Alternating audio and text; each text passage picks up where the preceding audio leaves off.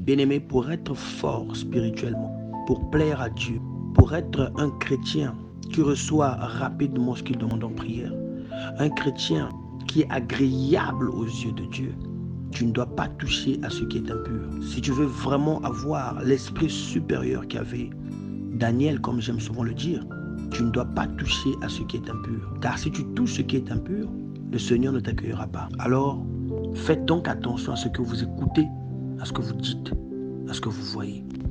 La pornographie ne fera que vous regresser. Spirituellement, vous serez faible. 2 Corinthiens, le chapitre 6, le verset 17 nous dit: c'est pourquoi sortez du milieu d'eux et séparez-vous, dit le Seigneur. Ne touchez pas à ce qui est impur et je vous accueillerai. Le mauvais comportement ou un mauvais caractère va te rendre faible spirituellement. Et j'aime cette parole de Galates, chapitre 5, le verset 22, qui nous parle des fruits de l'esprit. Ces fruits-là doivent demeurer en vous. Vous devez produire ces fruits, bien-aimés de le Seigneur.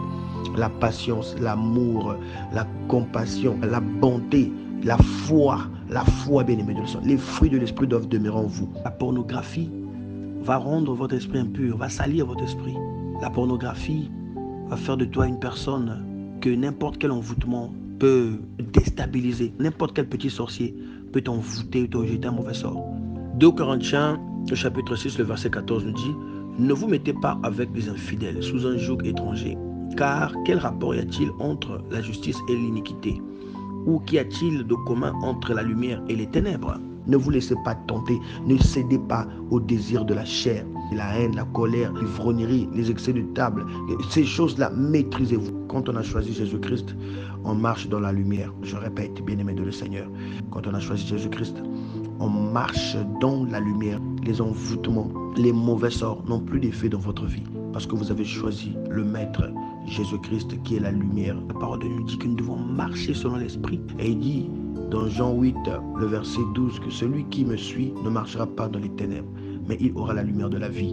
Tu veux que tout réussisse dans ta vie, choisis de marcher avec Jésus-Christ. Il y a des condamnations dans nos familles, mais sachez que à la croix, il a annulé les condamnations qui te retenaient prisonnière ou prisonnier dans le monde des ténèbres. À la croix, tout a été accompli, bien-aimé de le Seigneur. Alors s'il vous plaît, bien-aimé de le Seigneur, quel que soit ce que tu traverses, prends courage, marche avec intégrité, marche avec le Seigneur. Alors toi qui vis des situations difficiles, je ne sais pas qu'est-ce que tu es en train de traverser en ce moment, des moments de doute, des moments de tristesse. C'est un grand travail que nous devons faire sur soi-même. Nous devons être les imitateurs de Jésus, avoir des pensées pieuses, des pensées pures, bien-aimé de le Seigneur.